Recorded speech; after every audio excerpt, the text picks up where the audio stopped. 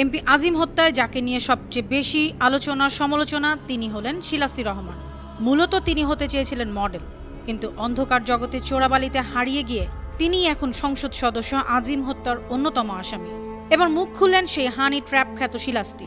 গেল ২৪ মে ঢাকার chief metropolitan magistrate আদালতে তোলার সময় ক্যামেরা দেখে মুখ লুকাতে থাকেন তিনি।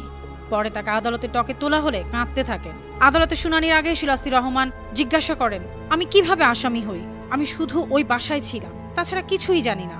পুরনো ঢাকার এই তরুণী এমপি আজিমের বিত্তশালী বন্ধু আখতারুজ্জামান শাহিনের খপ্পরে পড়ে চলে যান অন্ধকার জগতে। মার্কিন পাসপোর্টধারী শাহিন দেশে এলেই ঘুরে বেড়াতেন তার সঙ্গে। বিভিন্ন পার্টিতে অংশ নিতেন শাহিনের ফ্ল্যাটে।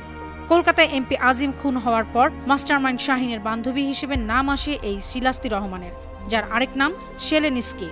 গেল ১৩ মে কলকাতায় এমপি আনার খুন হওয়ার পর ১৫ মে ঢাকায় চলে আসেন প্রধান কিলার আমানুল্লাহ ওরফে শিমুল ভূঁইয়া। তার সঙ্গে একই ফ্লাইটে কলকাতা থেকে ঢাকায় ফেরেন শাহিনের বান্ধবী শিলাস্তি রহমান। বিমানবন্দর থেকে চলে যান বসুন্ধরা আবাসিক এলাকায় শাহিনের অভিজাত ফ্ল্যাটে। এমপিকে খুন করে সফল হওয়ায় ওই রাতেই শাহিন সেখানে পার্টির আয়োজন করেন। সেখানে মনোরঞ্জন করেন এই শিলাস্তি ওরফে শেলেনিস্কি। এর আগে ৩০ এপ্রিল শিলাস্তি শাহিনের সঙ্গে কলকাতায় গিয়েছিলেন। ১০ মে শাহিন দেশে ফিরলেও শিলাস্তিকে রেখে আসেন কলকাতাতে। শিলাস্তির গ্রামের বাড়ি টাঙ্গাইলের নাগরপুরে, তবে বড় হয়েছেন পুরনো ঢাকায়।